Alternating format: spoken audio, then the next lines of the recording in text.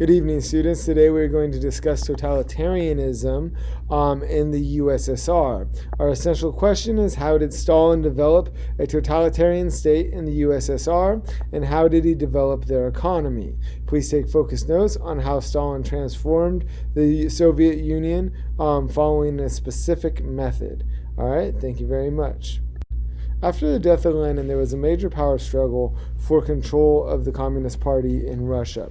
On one side, you had Leon Trotsky, who had masterfully led the Red Army through the Russian Civil War. And on the other side, you had Joseph Stalin, who helped transform Lenin into the power figure that we saw. Stalin would eventually win out in the power struggle, and Trotsky would be forced to flee the country for his life. And Stalin would go on to transform the government and the country by controlling every aspect of citizens' lives in a political system that we know today as totalitarianism. Stalin's focus on building a totalitarian state was perfecting communism in Russia.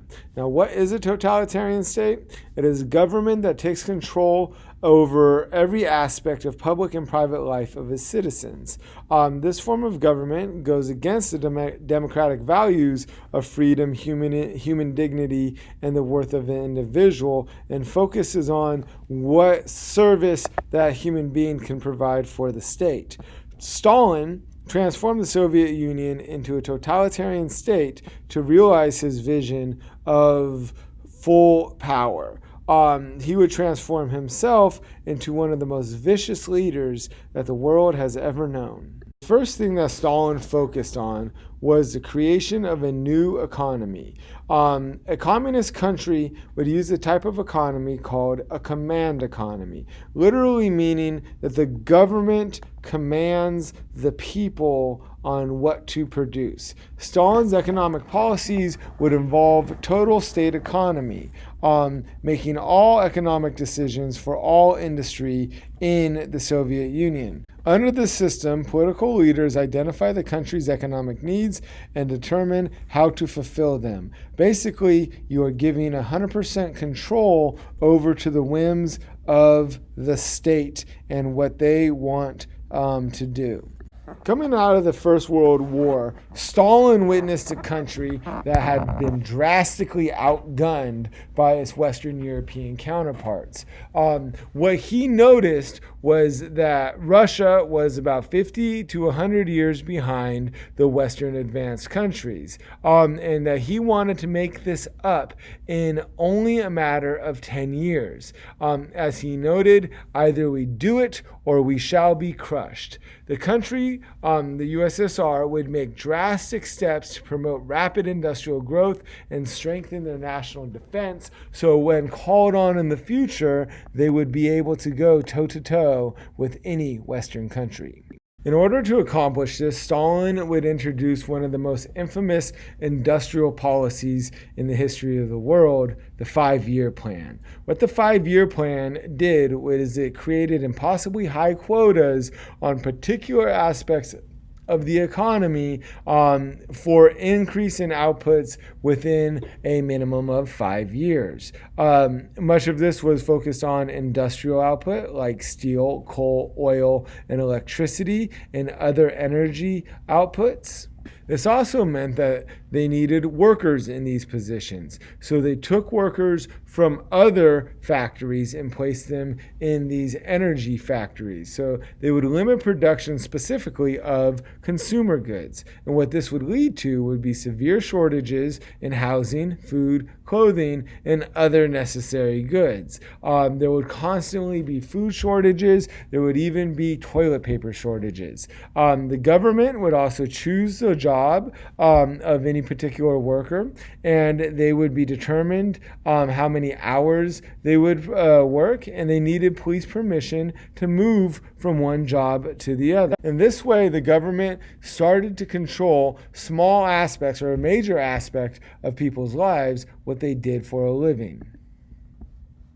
Dealing with the food shortages caused by workers being placed in factories and not on the farms, the government would start seizing privately owned lands. And in fact, they seized over 25 million privately owned lands from Soviet citizens. What they would do instead was they would turn these private farms into what we would call collective farms, which were large government-owned farms that each had hundreds of workers producing food for the state. The food would be then shipped into the cities where it would be consumed by the factory workers. Constantly working on a quota system, Stalin would use the collective farms as one of his most violent forms in order to get people to do what they needed to do.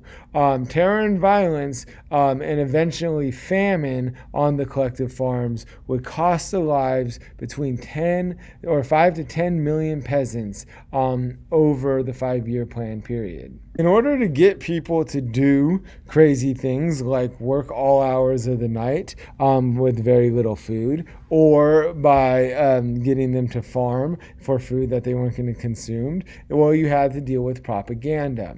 So art was a major issue of propaganda within the Soviet Union. It would be used to rally the workers. So the artistic style would praise the Soviet life and the communist values, as we see with the picture to the left, with the handsome man underneath the cranes that are building a power plant and kind of demonstrating how awesome the Soviet Union was. This would encourage people to be a part of the Soviet Union. Besides adding things like art to Soviet life, there was also the importance of taking things away. Russia had been a very religious country prior to the First World War, and the Tsar had previously been the head of the Russian religion.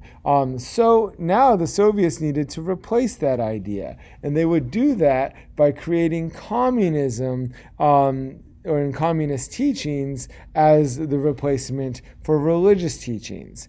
The police went around and destroyed churches and synagogues. They also killed leaders of all faiths or sent them to labor camps. They practiced these pogroms, as they called, which were targeted killings and attacks of religious communities in order to remove religion from Russian society, further controlling the citizens.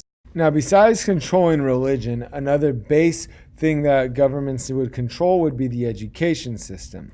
The government controlled all education, nursery to university. They would choose the most gifted students that they would put forward into the colleges. And in all learning, students would learn the virtues of communism and the evils of capitalism and how the USSR would prevail over the Western world. Professors and students who questioned communism would be threatened or arrested, oftentimes being sent to gulag camps out in eastern Siberia. Now, outside of education and religion, the most important way that Stalin controlled his people was through terror. Now, he did this in a couple of different ways. Number one was the idea that the eyes of the government were constantly on you. The police would monitor telephone lines. They would open and read mail. They would plant spies throughout the country. They would arrest, execute, and murder millions of quote-unquote traitors, people who spoke ill of Stalin himself or just of the regime. This is something that we call the Great Purge. The Great Purge was a campaign of terror that existed between the 1920s and 1930s, and it was directed at eliminating anyone who threatened Stalin's power. The estimate killed would be between 8 to 13 million people. These people would be Stalin's rivals, his enemies, and they could also just be normal people that made an offhand remark about why or how Stalin wasn't doing the right thing.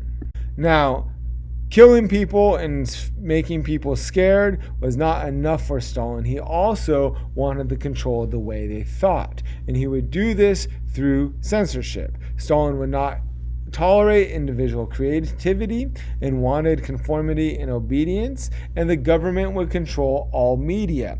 And this even meant photoshopping people out of pictures that had now run afoul of Joseph Stalin. In these pictures, we see Stalin literally and figuratively removing his enemies from history. As we see in the top left, he's surrounded by 3 men, then 2 men, then 1 man, and then him by himself, as each one of those men was summarily lost favor and then was executed. In this picture, again at the top, we see Stalin, we see a picture of Lenin. Eventually the men to the right of Lenin disappear. And again to the bottom, as we see his general on the right who lost favor and was then executed, is also removed from the picture. After you remove your enemies, now it is time to boost yourself up.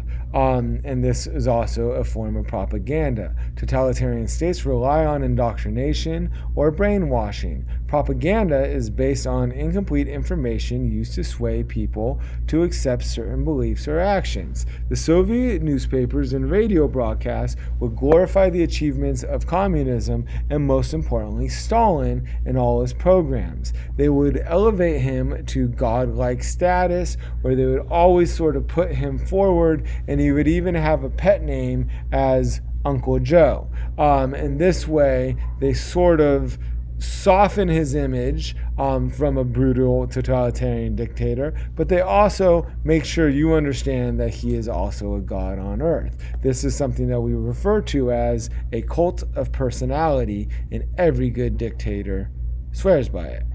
Thank you for listening, and please answer the essential question for a summary at the end of your notes, and we'll discuss tomorrow.